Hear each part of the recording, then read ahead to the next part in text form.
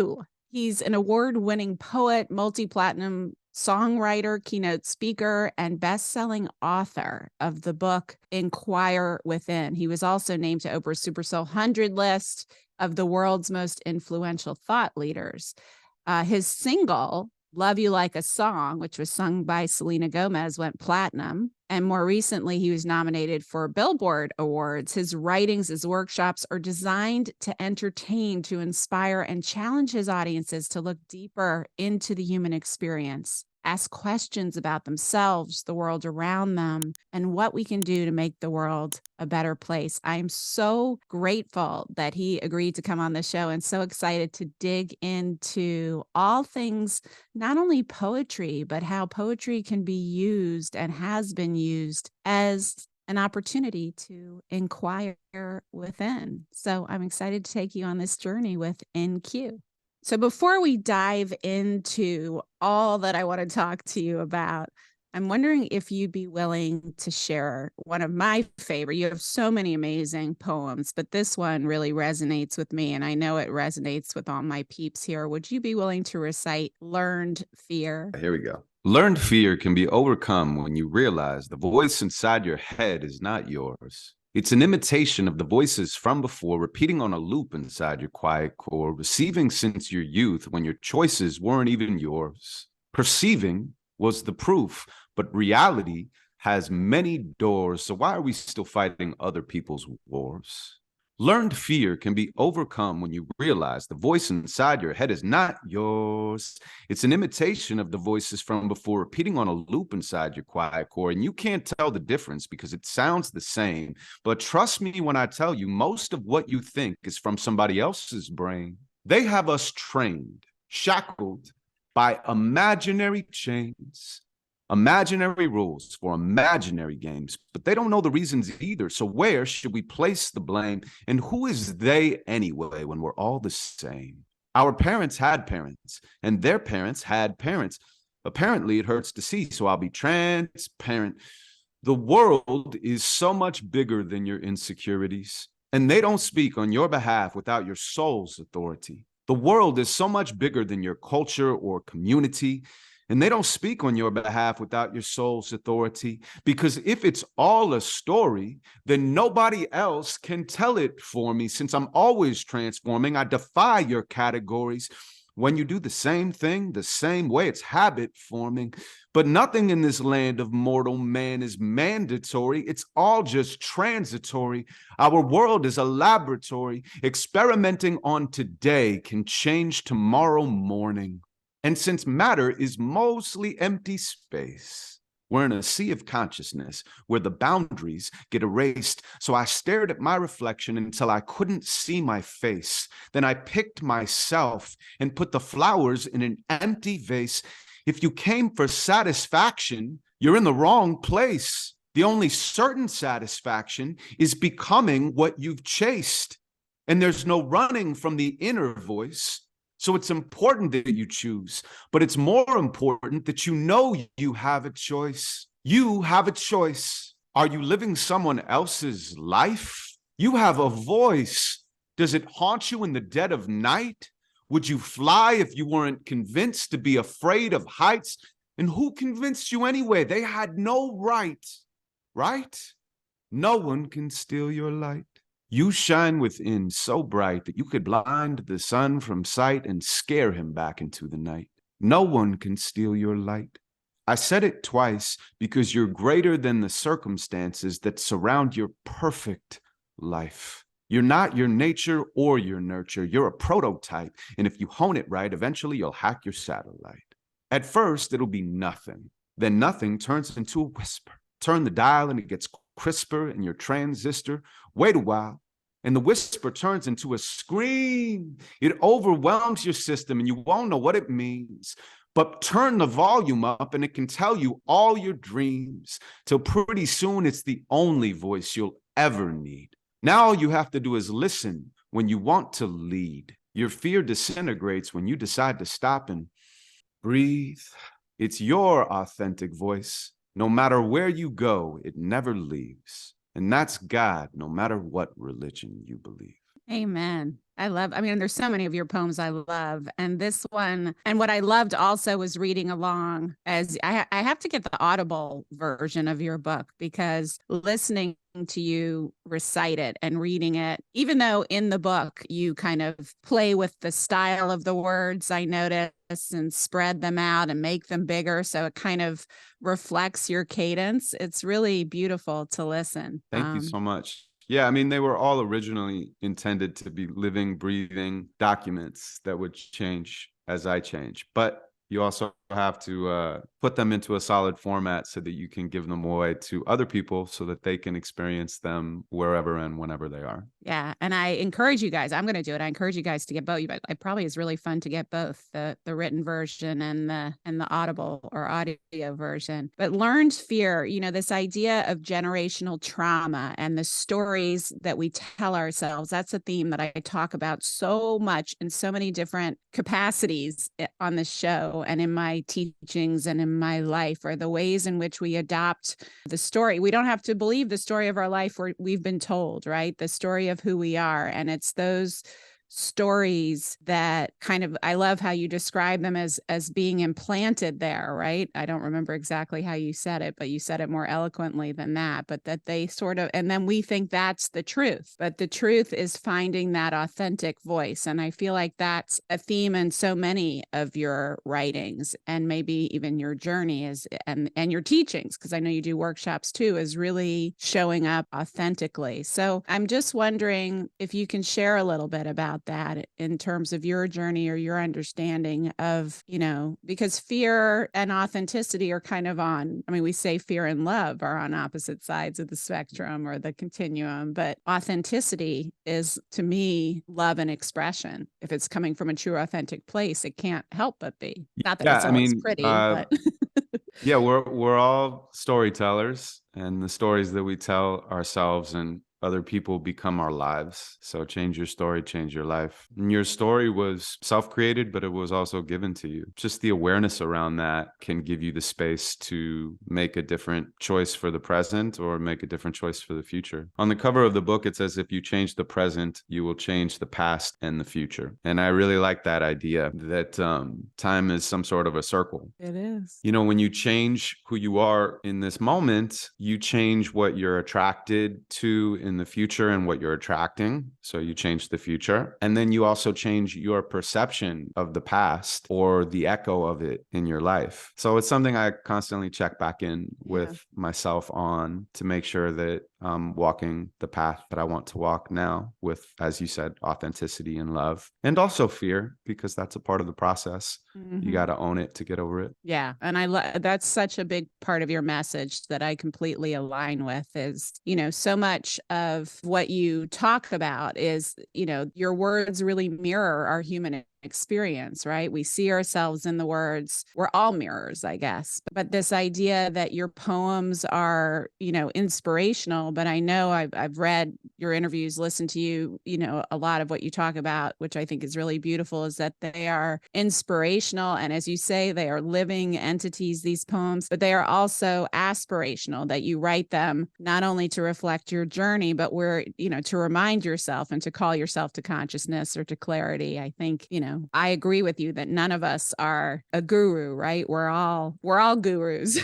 We're all works in progress, right? I love that you said that. I really deeply resonate with that concept, because I think people might automatically assume that I'm being preachy in my poems, or it's certainly possible. I don't know what other people assume or don't assume, but I'm really just talking to myself. And the more that I can kind of express the exploration of my human experience and the lessons that I've learned and the direction that I want to move in, which is ultimately hope and empowerment, the more I manifest it into my life, and the more I'm held accountable when I say it out loud in front of audiences around the world. It actually is a declaration. Draws a line in the sand, holds you accountable. Yeah, it's a declaration of the life that I want to live. And to be witnessed in that way is something that helps solidify it. And then also to give it away as a gift to other people so that hopefully they can do the same thing if it resonates for them. I think my life and career would actually be a lot easier if I took myself seriously. What do you mean if I by actually that? was like, I can help you. you know, or like, I have the right path, walk this direction. Let me give you the da da da da. But it's not how I feel. I'm just an artist. I'm not Yeah. really like a self-help person, but I do help myself in my art. And Yeah. so I give that away But you to can other people as much claim as I that can. you also are, you're not claiming to be some self help leader or to operationalize that in the form of self help strategies per se. But when I know that it has to be part of your conscious intention, if not your spoken intention, to not only take yourself on the journey, but to make that as an offering for other people to go on the journey too, to inspire them, to call them to consciousness, to tickle them a little bit, to sometimes bang them over the head, whatever's needed, right? Yeah, but I really am always doing it to myself first. Yeah. I don't, I don't have a simpler way to explain it. I mean, I Yeah, definitely feel like everyone is the mirror for everyone. it's true. And when you express yourself through your art or through your life, give an invitation and permission for other people to see themselves inside of you. But when I sit down to write, I'm not like, I want people to know something or even anything, because who am I to tell anyone anything? Sometimes after shows, people will come up to me and they'll be like, oh, that one line you said, and then they tell me the line. They're like, when you said da da da da da da da, that resonated so deeply with me. I think it's going to change, how I approach things. Mhm. And that's not the line that I said. It's literally the wrong thing. Are you serious? Yeah. That's And so cute, but it they doesn't just like matter because misinterpret it. is it totally not the line, or like where is the interpretation correct, even if the words are not? Or is it, Sometimes, no. Sometimes I'm saying it's literally the wrong line and the wrong initial interpretation that I had yeah, created, for myself at least. yeah. But the point is I don't correct them, No. Well, because that's like who what am I art to, is. Yeah. yeah, why would I overly confine someone to my interpretation of my art? It's actually much more interesting for them to, Yeah. you Like a know, painting. Everyone sees something different, right? Even though yours are concrete words coming out of your mouth, it's kind of interesting. That's a really good commentary on how we're all perceiving our own reality, you know? yeah. But I mean, if I had something that I really wanted to communicate to you, Mm-hmm. if I was like, I want you to know something, then I would have Yeah. to correct them, because I'd Yeah. have to say, no, this is what I meant because this is the Right. truth. But I don't feel that Right. way. Yeah, there's not an agenda. But I do, I think you're like me in a way, although I'm much more concrete in my quote unquote teachings. But, I always say that my life is, and my work, which are deeply intertwined, is about heal, learn, teach, heal, learn, teach, heal, learn, teach. Not Mhm. necessarily always in that order, but Right. it's always in that circle. And so much of your work, maybe all of it. I know the first part of the book is you call inhale, right? And the second part is exhale. The first part, inhale, is sort of about your journey of your evolution, of healing, of transformation. And the second half is about how to use that journey to make the world a better place. And I thought it was kind of cool because you have this sort of on the cover of the book, there's this tree in shadow, in reflection. So you see the tree, and then below it, you kind of see the reflection of the tree. But it does remind me of every time I see a tree, and you see that on social media, how they compare the picture of the tree and the picture of your lungs, or the picture, Right. how it sort of mimics. But this idea of the tree and inhale and exhale, that really resonated with me. Ah, beautiful. Thank you. Yeah, it's also kind of like the right and left hemisphere of the brain. Yeah. It's interesting how they all mirror each other. I mean, it's not the shadow, it's actually supposed to be the branches and the roots. Oh, right. And the roots, and of course, the roots are as long, or well, actually, they're supposed to be as twice as deep and wide as the branches of Yeah, the we tree. couldn't fit it on the cover.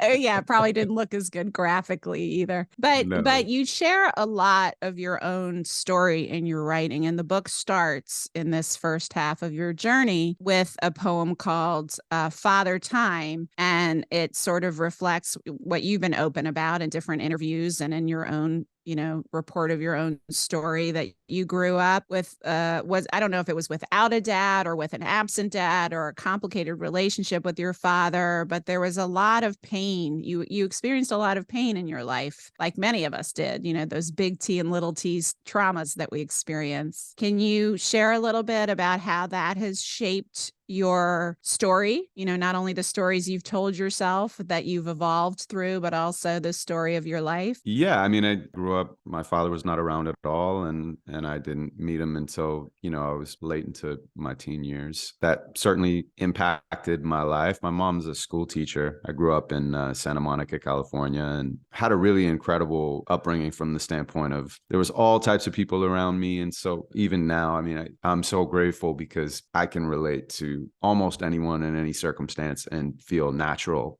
like authentically myself, because I was just around so many different types of people growing up. Yeah, I think when you don't have one of your parents, there's a tendency to like externalize your identity a bit more because there's just a little less safety in the household, a little less like trust in who you are rather than who you think you're supposed to be. And so especially for me and like manhood, I definitely externalized that to probably my friends or television characters or whoever sports heroes and stuff like that. There was a lot that was great that came from that, and there was a lot that was misinformed. And I certainly had a lot of pain that I had to kind of like work through in my life. And when you cover up your pain and you make mistakes on top of it because you're distracting yourself or blaming other people, creating more problems because it's what you're used to, then it takes longer to dig to get back to your pain so that you can actually release it. And that's really all one needs to do, is find a way to not take their pain so seriously so that they can have access to it, so that they can release it and they can alchemize it. Pain is a part of life, and we're all so afraid of our pain and we run from it. Amen. And it just metastasizes because of that. So I think when you can face it and release it, you become lighter and your life becomes infinitely better. And certainly mine did. Yeah, mine too. I mean, that's been a key to my survival for sure, and my joy. How do you, or what have you found to be the most effective ways to move through the pain, to release it so that it alchemizes? And what does that look like in action to you? Well, for me, I would say the biggest thing that I've used over the years has been my poetry. I mean, I've done all sorts of things from, meditation to medicine journeys to just traveling and generalized therapy, specific therapy, All kinds of therapy. acupuncture, yoga, all the things. And they've all been really helpful in terms of letting a little bit of air out of the tire at different times in my life in different ways. But the thing that has been constant for me is self-exploration and self-reflection through my poetry. We just ended up doing a retreat in Marrakesh, Morocco, like a month and a half ago, and people from all around the world bought tickets and flew in to have this poetry retreat / adventure travel experience together. That sounds amazing. It was an unbelievable experience. I've done hundreds and hundreds of workshops over the years. I'm probably closer to 1,000. Everyone from, kids to the highest corporate environments you could imagine. And what I try to do when I do these things is provide people the same blueprint that I've experienced for self-reflection and for healing through my poetry journey. It's so amazing to facilitate and to watch people. I bet. Yeah. Well, let's keep going. So I wanted to ask you a question about like whether you could tell us a little bit about what that inquiry looks like. But you were starting to say, so when you saw these people on this retreat with you, what kind of, because you've done this a lot, and I know I've read about some people's experiences, when I was reading about you, some people's reports of experiences of the workshop, and it is, you take them through a process of self-exploration and then they share with the group. There's a revelation as well as part of the process, right? Yeah. I mean, in general, we probably get 50% writers and 50% non-writers in terms of their daily practice or how they view themselves. But as we said at the beginning, everyone is a storyteller. And so this is just another outlet to explore yourself and then to speak it out loud into the world so that you can have more power over the story rather than the story having power over you. And so there's a whole process that I kind of like take people through through. And I am facilitating and therefore I am teaching, but I'm also a part of it. It's a really, really special, amazing experience. And this group of strangers quickly became a family. Just watching them create and then share with each other and really truly be vulnerable from a place of strength and make lifelong connections was so special. So we're going to do more retreats next year. You know, it's nice to have the combination between the wellness aspect of things, where it's like yoga and meditation, and then the poetry aspect of things, which is self-exploration and declaration. Mm-hmm. And then the travel experience of being in a unique place that's not comfortable, so that you get out of your comfort zone in all of those kind of different ways. And it continues to, you know, unlock, you know, those padlocks that we have inside of us, you know, so that we can open up and live a more fulfilled life. Yeah, I love that. I'll come to one of them, but and we'll put your website on the show notes so that people can, you know, get on your list or learn more about the workshops and the other opportunities to learn from you. You know, I think this was from the poem. Yeah, this is from the poem Father, but I have so much highlighted in your book, but just this reminds me, it says, I opened up, don't want to read it out loud because you do it so much better, but I don't mean to destroy your Oh, poem by you saying won't this. offend me. Okay. So I opened up and started writing about my past. I got honest with myself and started chipping at my mask. I looked into the mirror and confronted what I saw, accepting the reflection by embracing every flaw, then directing the connection into breaking down the walls by reflecting the perfection of the God inside us all. I just thought that was beautiful. And it reminds me of what you're saying, of the power of excavating, unpacking, chipping away at the mask, stepping into your authentic expression, and then speaking it out loud, I think is such a powerful process. Thank you. And that is healing, learning, teaching right there. Yeah. There was a kid, you know, I say kid, but he was like 20, something like that, who was a Moroccan poet who ended up joining us on the final workshop that we had on the retreat. He was a part of like the open mic scene in Morocco. And one of the attendees asked me if he could join. And I said, of course. So he came. And after the process, he ended up writing his own poem. And I kind of like split everybody up at the end. And I mean, there's a whole thing, but I don't want to get into it. If you guys are interested, come to the website. Yeah. It's literally transformational and a really beautiful experience. And I'd love to have you guys, even though I don't know you. Anyway,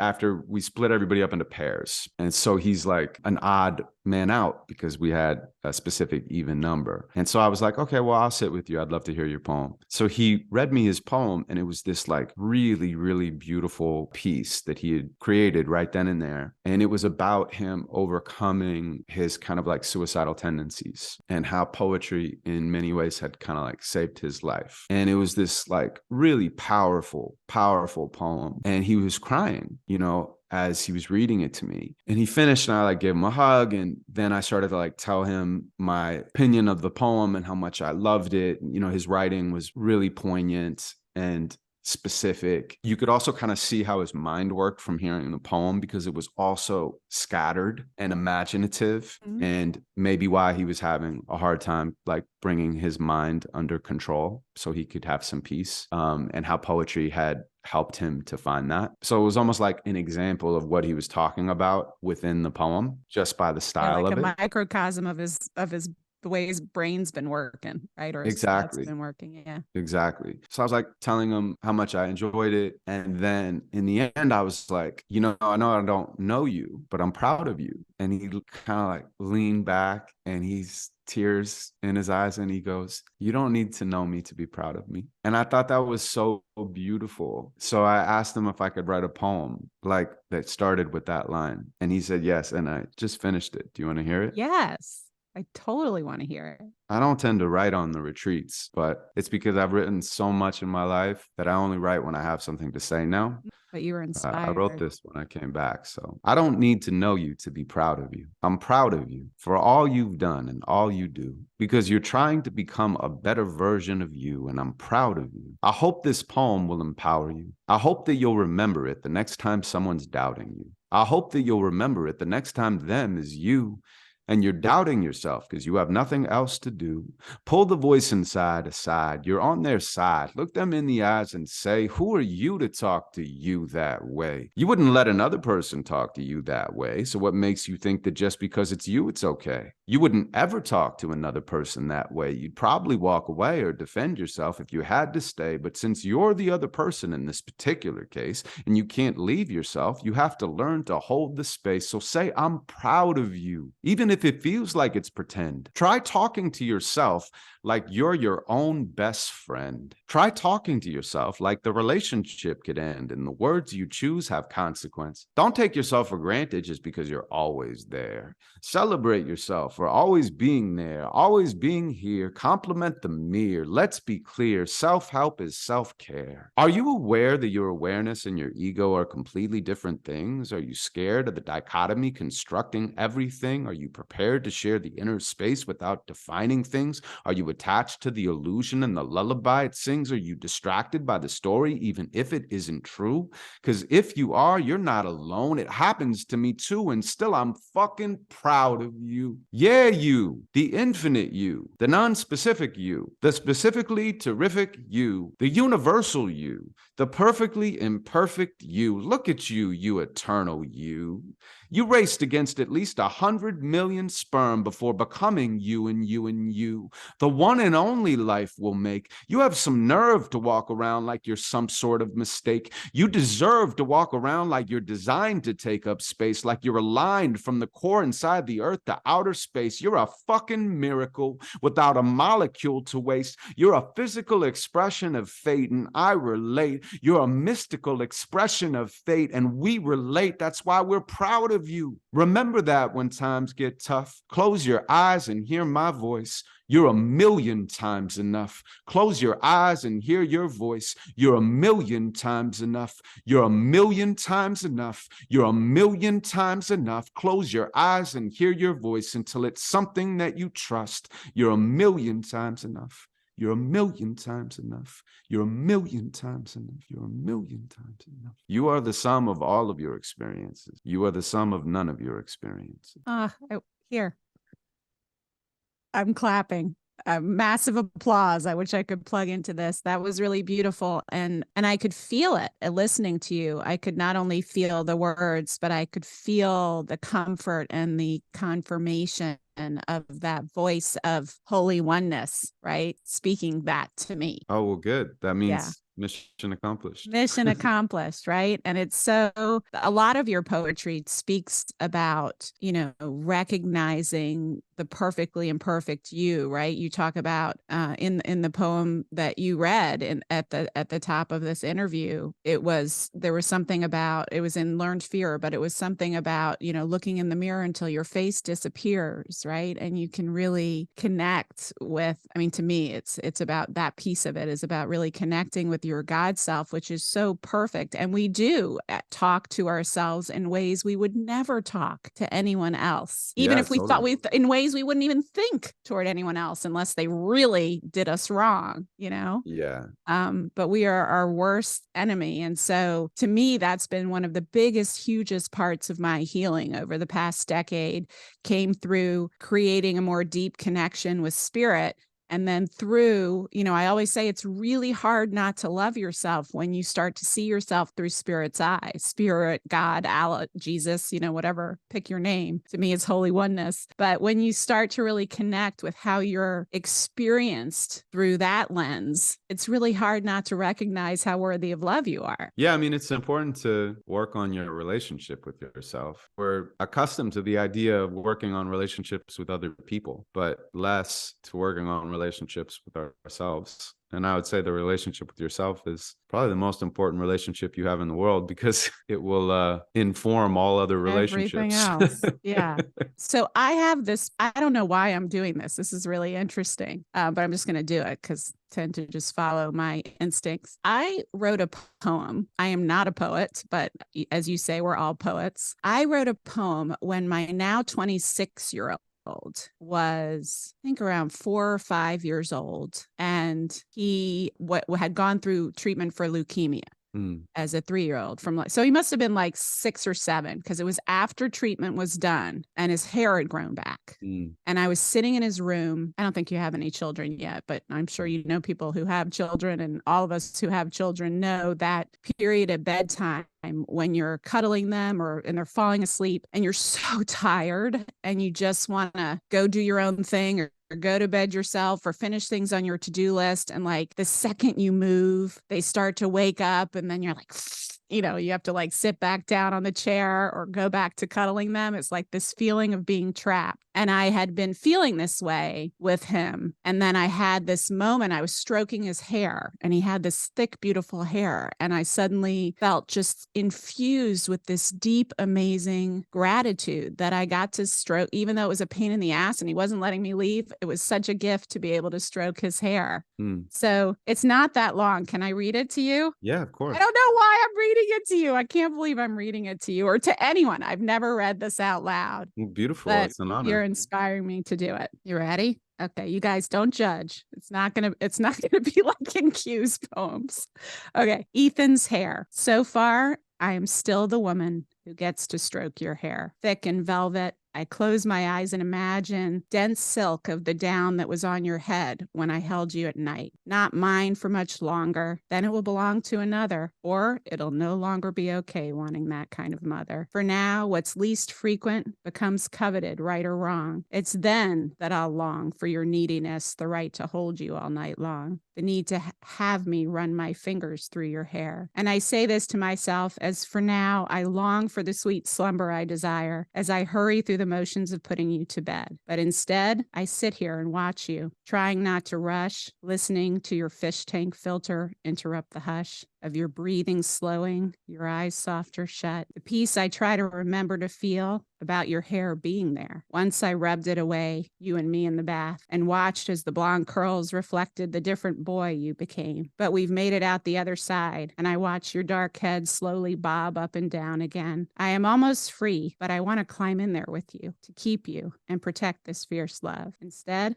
I just run my fingers through your hair and go to bed. That was beautiful. It was a gorgeous poem. Thank you for sharing. Thank you for listening. Look, you just had a little poetry workshop with me, and I read something I've never read to anyone, including him. I could see you getting emotional. I did. I was trying not to cry, which I do a lot on this show. What was that for you? What was coming up? It was connecting to, you're going to make me cry now talking about it, but that's okay.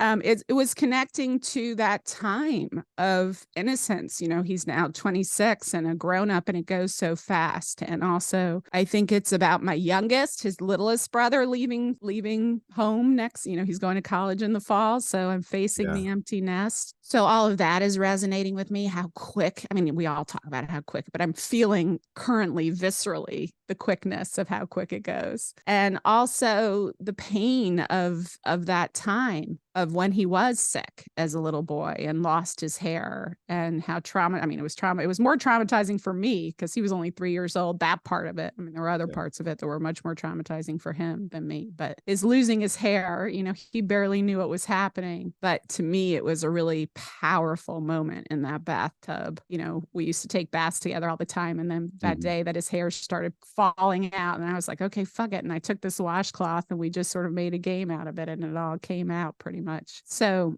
I was connecting to that. I was connecting to how quickly it goes. I was connecting to those moments of sitting in his bed, and also the guilt and regret of which I've been feeling a lot lately around all the moments missed, you know, or all the moments I rushed through which I knew at the time. I remember I had read Irma Bombeck's. My kids used to quote it to me because I would say, you know, I remember reading this Irma Bombeck poem about when she was toward the end of her life saying, I wish I had stopped to take every hug my kids offered me. And I always did that. And if I didn't for some reason, because I was busy doing something else, they'd be like, Mom, remember, accept every hug. You know, that was kind of a joke. But other moments, I didn't necessarily savor. I would go through the motions, but you know, you're busy and you got shit to do and you're running around and you're juggling a million things and you're exhausted and all of those things. And looking back, I'm like, oh, I wish I'd been fully present in those moments that I wasn't. Not that I wasn't in many of them, but there are still those moments that I regret not having seized fully that are never going to come again. Yeah, I mean, look,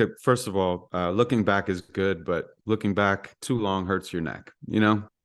Like, Yes, it does. oh, wow. That's too much of looking back, you Yeah. know? So that's the first thing I would say. The second thing I'd say is that it's really the simple moments in life that bring you the most presence and pleasure. When you look back on your life and your neck doesn't hurt, but you're doing it for joy, you notice it's the big moments, but it's also like the small moments, Yeah. those really small moments, like you just stroking his hair, that are so meaningful and important, and they stand out. No one can be joyful for you, and no one can be miserable for you. We all have to do the heavy lifting ourselves. And the last thing I'd say is about regret. You know, I think regret is a bit toxic. Yeah. In It's like general, because it doesn't do anything.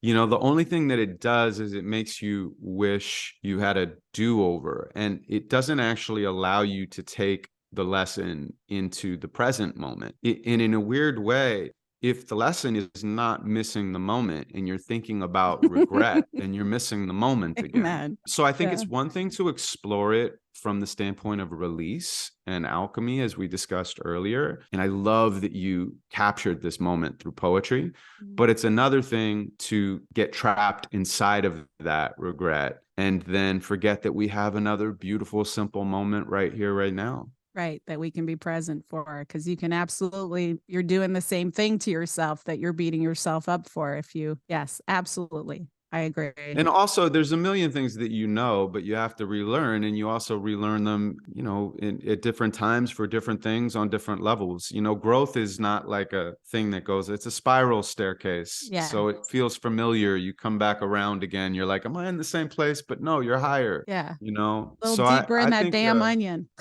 what's that? All the layers, a little deeper layer in that onion that we're peeling away. Yeah. And also, it'd Yeah. be so boring if you got down to the nothing of it. You know, Yeah. that's the life experience, is the something of it, is the seeking for the nothing of it and being in the something of it. That's why when people are like, oh, you know, enlightenment is getting rid of your ego, I'm like, dude, your ego is your identity. That's Yeah. your humanity. That's why you're here to be an individual and to simultaneously balance being a part of collective and a community and a humanity. And in that, the most important things are primary relationships and those beautiful, simple moments.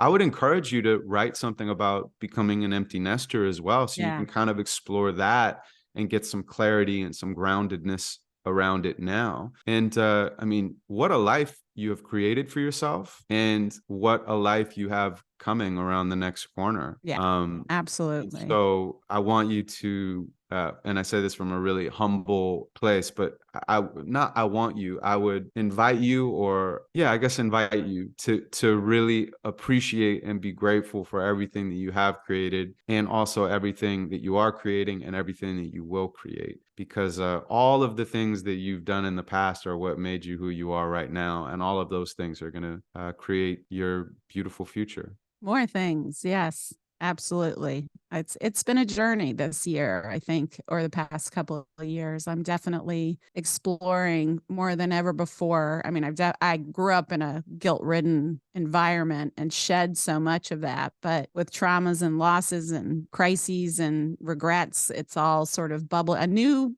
spiral around the staircase again, right? A new level of healing is afoot. But I thank you for that. And I'm curious, like, nobody now, they will hopefully with models like you, but it's not typical for a little boy or girl to say, okay, when I grow up, I want to be a poet, and I know that you started in kind of the music industry. You've had tremendous success in the music industry. And then you also were a rapper, but then you really moved to the spoken word. And I think I read that started when you were around 15. Did I read that correctly? I mean, I was rapping when I was a kid and just loved the self-expression of it, loved the culture, loved the freedom of the music and the creativity. It was such an amazing time for hip hop specifically, because it was creating itself in real time. Yeah, I remember. It was discovering itself in real time. And that was just really incredible to be a part of that era in my own way. And then when I was 19, I wound up in an open mic for poets, and I just started doing my rapping a cappella.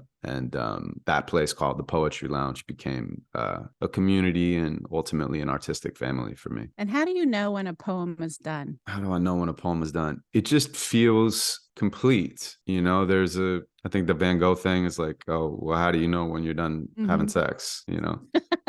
Well, I mean, It's for like, most guys, it's orgasm, not for most women. But so do you yeah, have a little but orgasm at the end of your poems, an intellectual, emotional completion? yes, but to your point, like even if you don't have an orgasm, you still know when it's done. There's an end. Yeah. There's some sort of a sense of like, okay. I've you had know, enough. Yeah, I think that's the same thing with a piece of art. And then there's another, answer to that, which is that it's never done. Mm-hmm. I mean, I'm still changing some of the poems in Inquire Within. Some of them feel more meaningful to me now than ever. And some of the lines feel a bit outdated. Or there's like a poem that I have in here that's about time. And literally the opening line is, what if Martin Luther King Jr. was into video games? Mm-hmm. What if Gandhi wanted to Netflix and chill? What if Einstein was on Prozac? What if Buddha was too stressed to sit still? What if Mother Teresa counted likes instead of counting hugs? What if Cleopatra was a supermodel who spent her nights in clubs? What if Socrates was a contestant on The Bachelorette? What if Rumi was in advertising? Would I buy his shit? And then, so the thing is, I keep going on that type of stuff for like a long time. And I revisited the poem again the other day, and it's actually supposed to go right to the end. The end then goes, what are you doing with your time? Yours and mine. You don't want to have regrets for all the years you've left behind. And every year that passes, someone's coming up behind. They're here to take our place in a never-ending line. So what's your higher purpose? And is it worth the grind? It's going to take some hard work. You have to burn before you shine. Sure as hell do. Are your thoughts and your dreams and your actions all aligned? What are you doing with your... So that is, to me, a better ending. It's much shorter than the one in the book. And like all the other stuff that I wrote in the book on that particular poem seems very unnecessary to me. So this is just an example now of like a piece that felt done enough for me to put it into my book. But now, since it's still alive, it evolves. Changed it. Yeah. Volume 2. I think I have enough new material to do a completely different book. But when I do it live, I would kind of approach it from different. Yeah. So what would your advice be to those of us who want to explore using poetry as a source of self-discovery, healing, self-expression? What would be the first couple of steps to take, or what advice would you give? I mean, the first thing, you can follow me on Instagram. You can buy Inquire Within. You can watch my Amazon special, which is NQ Live at the Ace Theater, just for inspiration, or not. You can just sit down and choose something that's inspiration. What's that? I said they definitely should watch and read for inspiration, general inspiration as well as writing inspiration. Well, but go ahead. If either way, and then what? Yeah, or you know what? You can come to one of my retreats, or you could hire me to come to your company or something like that and do a workshop. I mean, I do 40 of those a year. But I would say that those are just me being self-promoting or giving you an opportunity to find inspiration in what I've created. But you don't need to check my stuff out or even any other poet. You can just sit down and say, I'm writing a poem, and then choose something moving and meaningful to you and put 20 minutes on the clock and explore it. And then once you're done, share it with somebody so that you can be witnessed, and then create a conversation around the concept of the poem so that you can have a deeper understanding of each other, how the person relates, what it makes them think of or feel. That process is a rinse and repeat over and over again. And it's what I facilitate in my workshops for individuals and for groups of people. And there is certainly like a math to it, but you don't have to follow someone else's parameters. I mean, really all I'm there to do is provide a platform for people to explore their own voice. It's not my place to tell them what their voice is. So for anybody listening to this, if you have something going on in your life, something you want to create, something you're inspired by, something that's making you angry, or something that is moving to you particularly right now, just choose that thing, and then tell yourself you're writing a poem. And the last thing is, don't try to make it great. Does it have to rhyme? Don't do that. No, not. I mean, does anything have to do anything? No. They're all imaginary rules. You can make it a journal entry. All you you have to do is say, I'm Yeah. writing a poem. If you say you're writing a poem, you're writing a poem. You're Who's writing a anybody to tell you poem. different? Well, my next one is going to be on the empty nest. And it reminds me of what one of the most beautiful pieces of advice I ever got was from the life coach and author, Martha Beck, who, when I was struggling, I was in that place, which I often am, which many of us are, where you're incubating something. There's something germinating below the surface, but you don't know what it is, and you don't know how it wants to be expressed, and you don't know, and she just said to me, just write one true thing a day. That's all you have to do. And that's really what started me on the journey to what was ultimately my most recent book, Quantum Love. But I've never forgotten that. And I come back to it so often. Okay, all I have to do is just write one true thing. I don't have to finish it. It doesn't have to be perfect. I don't have to even know what I'm saying. I just have to write one true thing. That's such good advice, because the problem that people have with creativity is they try to make something great first, and then they try to make something true second. And what you have to do is you have to make something true first, and then you can make it great or not, because it doesn't matter if it is great. If it's true, it's perfect. Yeah, it's great if it's true. Absolutely. So, I think there's a difference between somebody saying, I'm going to do anything for a living. I mean, once you decide to do anything for a living, if it's your passion, it's still going to become work, and you'll have to work to make it the best that it can be.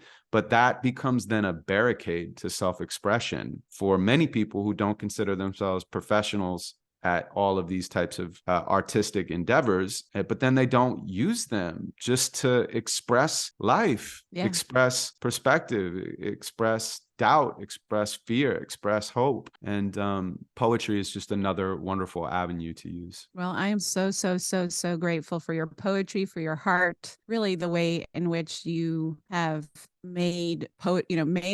helped us reach that understanding and experience of poetry in a really modern and current and heart-centered way. I bow to you. I am so grateful for who you are in the world and what you're bringing to us. And I'll put all of your social media handles and the website and everything in the show notes, so you guys can check out InQ, which stands for In Question, right? Yes, I got that when I was question. like 14 or 15 or something like that, and it just kind of stuck. Yeah, InQ. People call you Q for short, or just always Yeah, InQ? until QAnon came along and ruined it. Darn QAnon, sort of like Dr. Lars Schlesinger ruined my name, although she came first. So, but yeah, you don't want to be mixed up with politics for sure. Thank you for spending time, for listening to my little poem. That was beautiful. Thank you for sharing. Of course. I'm so grateful for you. Thank you for spending time with us. Well, hopefully you'll come on the next retreat. I'm totally coming. I'm going to get on your email list and find out about the next ones coming. Incredible. Maybe we can do a poetry workshop about sex and love and healing. Yeah, I mean, we definitely do. We do a lot of exploration in all different, categories of life. Sounds perfect. Thank you so much.